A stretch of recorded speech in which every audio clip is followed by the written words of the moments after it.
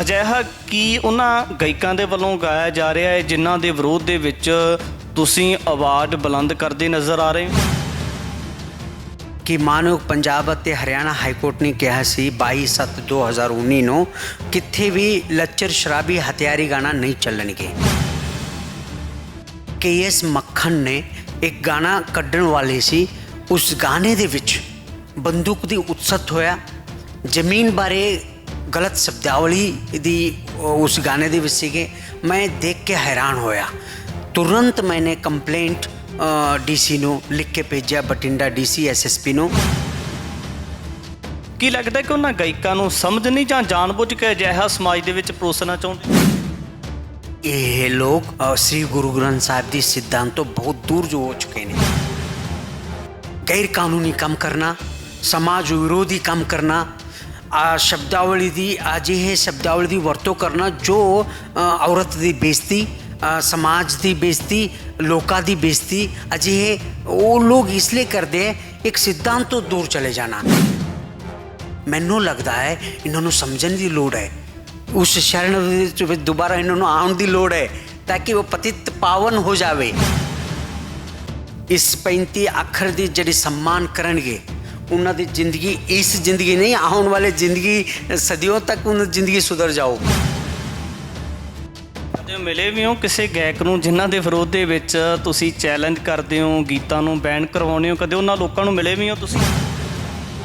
ਜਦ ਕੋਰਟ ਨੇ ਕਿਹਾ ਜਿਹੜਾ DC ਜ਼ਿੰਮੇਦਾਰ ਹੈ, SSP ਜ਼ਿੰਮੇਦਾਰ ਹੈ, ਤਾਂ ਮੈਂ SSP ਨੂੰ ਪੁੱਛਾਂਗਾ, DC ਨੂੰ ਪੁੱਛਾਂਗਾ, ਭਾਈ ਤੁਹਾਡੇ ਡਿਸਟ੍ਰਿਕਟ ਦੇ ਵਿੱਚ ਇਹ ਕੰਮ ਹੋ ਰਿਹਾ ਹੈ, ਗਾਣਾ ਬਿਨਾਂ ਪਰਮਿਸ਼ਨ ਸ਼ੂਟਿੰਗ ਚੱਲਦਾ ਪਿਆ, ਇਹੋ ਜਿਹਾ ਸ਼ਬਦਾਵਲੀ ਦੀ ਵਰਤੋਂ ਹੋ ਰਿਹਾ ਹੈ, ਬੰਦੂਕ ਦੀ ਵਰਤੋਂ ਹੋ ਰਹੀ ਹੈ ਗਾਣੇ ਦੇ ਵਿੱਚ, ਤੁਸੀਂ DC ਕੀ ਕਰਦੇ ਪਏ ਹੋ?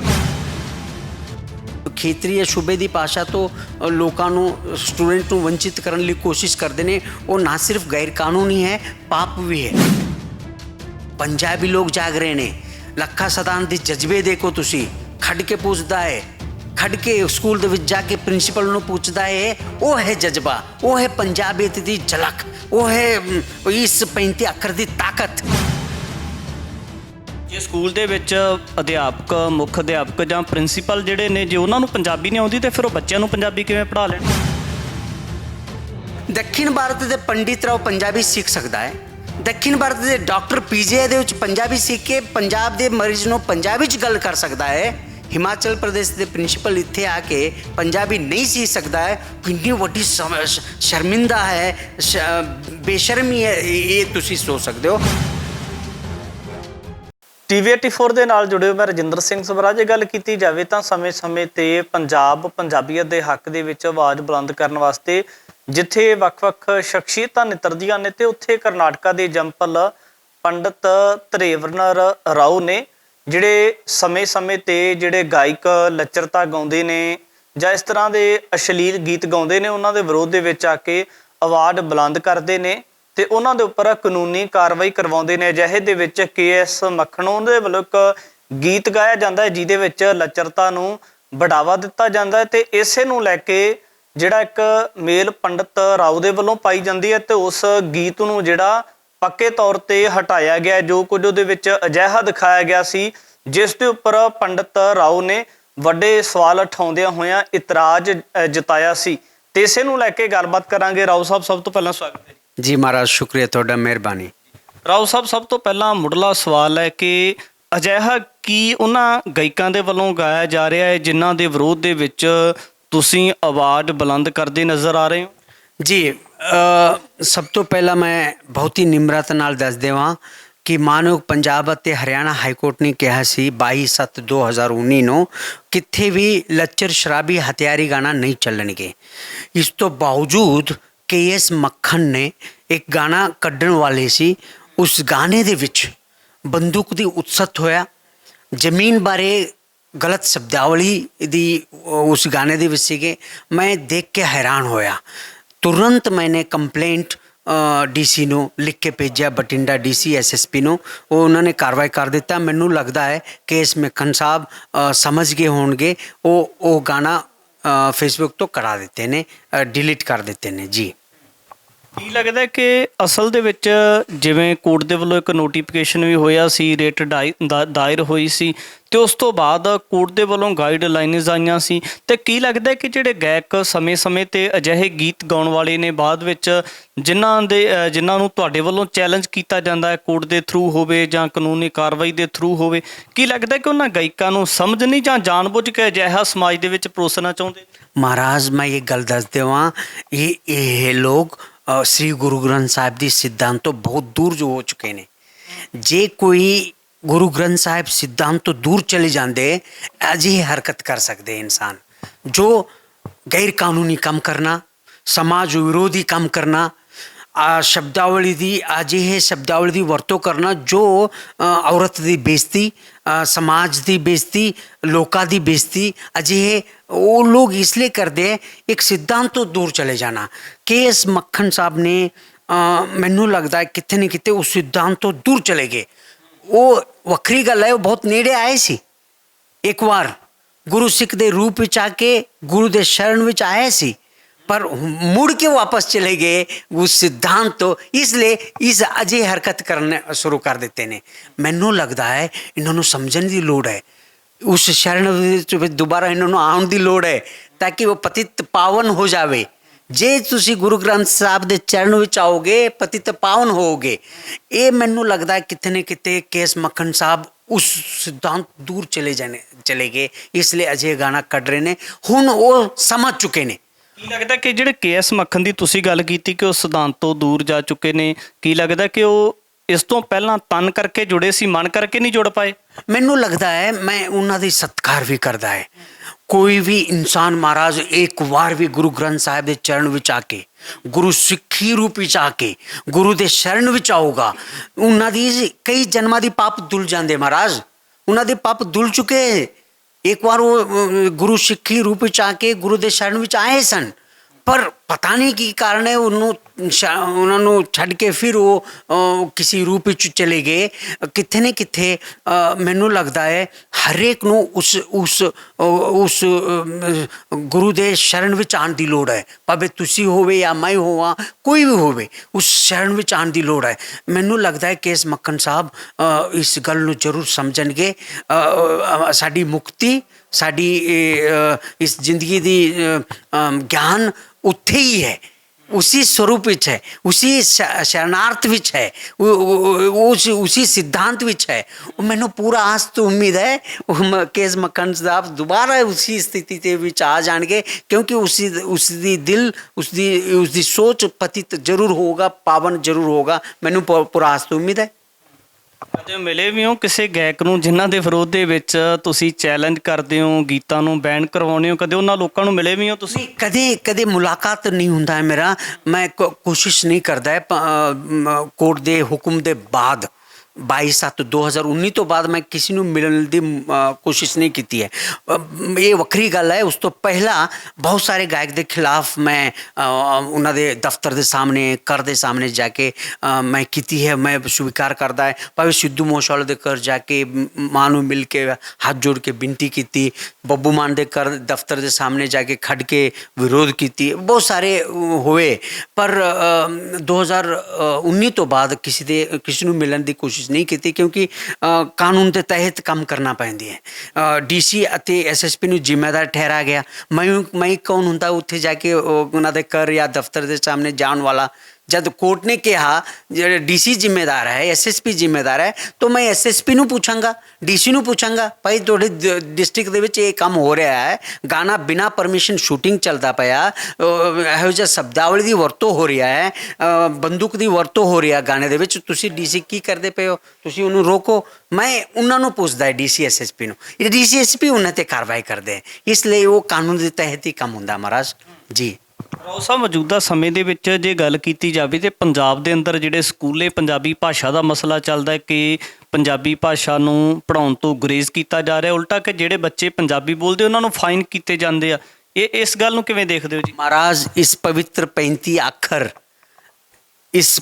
ਅੱਖਰ ਦੀ ਜਿਹੜੀ ਸਨਮਾਨ ਕਰਨਗੇ ਉਹਨਾਂ ਦੀ ਜ਼ਿੰਦਗੀ ਇਸ ਜ਼ਿੰਦਗੀ नहीं आने वाले जिंदगी सदियों तक उन जिंदगी सुधर जाओ, पर ये लोग समझते नहीं हैं। अंग्रेजी माध्यम के लोग जो इंग्लिश मीडियम स्कूल चलाते ने वो अपनी माँ बोली खेतरी या सूबे की भाषा तो लोगों को स्टूडेंट को वंचित करने लिए कोशिश करते हैं। वो ना सिर्फ गैर कानूनी है, पाप भी है। गैर कानूनी इसलिए है, नेशनल एजुकेशन पॉलिसी नया जो एजुकेशन पॉलिसी है उसके तहत लोकल भाषा ਨੂੰ ਪ੍ਰਫੁੱਲਿਤ ਕਰਨਾ, ਸੂਬੇ ਦੀ ਭਾਸ਼ਾ ਨੂੰ ਮਹੱਤਤਾ ਦੇਣਾ ਐਜੂਕੇਸ਼ਨ ਪਾਲਿਸੀ ਦੇ ਵਿੱਚ ਹੈ। ਫਿਰ ਵੀ ਸਕੂਲ ਵਿੱਚ ਬੱਚੇ ਨੂੰ ਪੰਜਾਬੀ ਬੋਲਣ ਦੇ ਵਿੱਚ ਪਾਬੰਦੀ ਹੈ, ਉਹ ਸਕੂਲ ਦੀ ਮਾਨਤਾ ਰੱਦ ਹੋਣਾ ਚਾਹੀਦਾ। ਪੰਜਾਬ ਸਰਕਾਰ ਕਰ ਰਹੀ ਹੈ, ਮਾਨਯੋਗ ਮੁੱਖ ਮੰਤਰੀ ਉਹ ਕੰਮ ਕਰ ਰਹੇ ਨੇ, ਪਰ ਇਸ ਤੋਂ ਇਲਾਵਾ ਲੱਖਾ ਸਦਾਨਾ ਵਰਗੇ ਲੋਕ ਜਾਗ ਰਹੇ ਨੇ, ਪੰਜਾਬੀ ਲੋਕ ਜਾਗ ਰਹੇ ਨੇ। ਲੱਖਾ ਸਦਾਨਾ ਦੇ ਜਜ਼ਬੇ ਦੇਖੋ ਤੁਸੀਂ, ਖੱਡ ਕੇ ਪੁੱਛਦਾ ਹੈ, ਖੜ ਕੇ ਸਕੂਲ ਦੇ ਵਿੱਚ ਜਾ ਕੇ ਪ੍ਰਿੰਸੀਪਲ ਨੂੰ ਪੁੱਛਦਾ ਹੈ। ਉਹ ਹੈ ਜਜ਼ਬਾ, ਉਹ ਹੈ ਪੰਜਾਬੀਅਤ ਦੀ ਝਲਕ, ਉਹ ਹੈ ਇਸ 35 ਅੱਖਰ ਦੀ ਤਾਕਤ। ਮੈਨੂੰ ਲੱਗਦਾ ਹੈ ਲੱਖਾ ਸਦਾਨ ਵਰਗੇ ਲੋਕ ਹਰ ਥਾਂ 'ਤੇ ਹੋਣਾ ਚਾਹੀਦਾ। ਭਾਸ਼ਾ ਦੀ ਗੱਲ ਕਰਦਾ ਮਹਾਰਾਜ, ਉਹ ਭਾਸ਼ਾ ਦੀ ਗੱਲ ਕਰਨਾ ਇਹ ਆਸਾਨ ਕੰਮ ਨਹੀਂ ਹੈ, ਇਹ ਵਿਰਾਸਤ ਹੈ। ਅਸੀਂ ਸਾਰੇ ਮਿਟ ਜਾਣੇ ਵਾਲੇ ਮਹਾਰਾਜ। ਬਾਬਾ ਨਾਨਕ ਆਖਦੇ ਨੇ ਕੂੜ ਰਾਜਾ ਕੂੜ ਪ੍ਰਜਾ ਕੂੜ ਸਭ ਸੰਸਾਰ। इस दुनिया में सब कुछ मिट जाने वाला है, सत्य है तो परमात्मा है, और परमात्मा नाल जोड़दा है ये 35 अखर पंजाबी भाषा। इसलिए इस दी महत्ता वध जाती है। उस अखर दी उस महत्ता नूं लखा सदा न करना ये पंजाबी गबरू दी महत्ता है।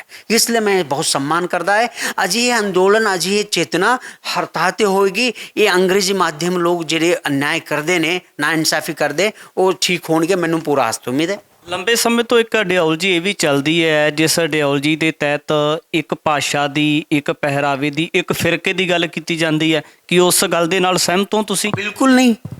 ये रंग मतलब ये समाज ही ਵੱਖ-ਵੱਖ रंगां नाल मिले हुआ महाराज। बाबा नानक दी सिद्धांत देखो तुसी, वो कहता है कि हरेक ਵੱਖ-ਵੱਖ रंगां नूं एक रंग विच रंगाना, वो परमात्मा दी रंग विच रंगना है। सानू एक वो ही एक रंग विच रंगना है। ये भाषा, ये सभ्याचार, ये मिला के हिंदुस्तान दे विच एक भाषा नू लागू करना किते न किते साडे देश दी ਵੱਖ-ਵੱਖ सभ्याचार दी खिलाफ है। मैनू लगता है वो नहीं हो सकता है। हम विविध भाषा, प्रांतीय भाषा, सभ्याचार है, उसकी सम्मान करने की लोड़ है, वो करनगे। मैनू लगता है इसकी महत्ता होर वधेगी। नैशनल एजुकेशन पॉलिसी के तहत वो काम हो रहा है जी। सारे सभ्याचार भाषा ਲਈ सम्मान होएगी। ਰਾਓ ਸਾਹਿਬ, ਇੱਕ ਸਵਾਲ ਹੈ, ਜਿਸ ਤਰੀਕੇ ਦੇ ਨਾਲ ਕੁਝ ਘੰਟਿਆਂ ਦੇ ਵਿੱਚ ਅਜਿਹੇ ਅਸ਼ਲੀਲਤਾ ਵਾਲੇ ਗੀਤਾਂ ਨੂੰ ਬੈਨ ਕੀਤਾ ਜਾ ਸਕਦਾ ਹੈ, ਕੀ ਲੱਗਦਾ ਕਿ ਜਿਹੜੇ ਸਕੂਲ ਪੰਜਾਬੀਅਤ ਦੇ ਵਿਰੋਧ ਦੇ ਵਿੱਚ ਨਜ਼ਰ ਆਉਂਦੇ ਨੇ, ਬੱਚਿਆਂ ਨੂੰ ਇੱਕ ਤਰ੍ਹਾਂ ਦੇ ਨਾਲ ਗਲਤ ਰਸਤੇ ਪਾਉਂਦੇ ਨਜ਼ਰ ਆਉਂਦੇ ਨੇ, ਪੰਜਾਬੀ ਦੇ ਨਾਲ ਉਹ ਮੋਹ ਭੰਗ ਕਰਵਾ ਰਹੇ ਨੇ, ਉਹਨਾਂ ਦੇ ਵਿਰੁੱਧ ਫਿਰ ਕਾਰਵਾਈ ਕਦੋਂ ਹੋਵੇਗੀ? जी, माननीय मुख्यमंत्री श्री भगवंत सिंह साहब इस मुद्दे ते बहुत सख्त कार्रवाई करते ने, कर रहे ने। कुछ स्कूल दे नोटिस भी कढ़िया गया, जो एजुकेशन मिनिस्टर ने पंजाब दे उन्होंने नोटिस भी कढ़िया। कुछ स्कूल की मान्यता भी रद्द होया। एक स्कूल की कहने का भाव है एक सीख है, एक पाठ है सारे स्कूल लई।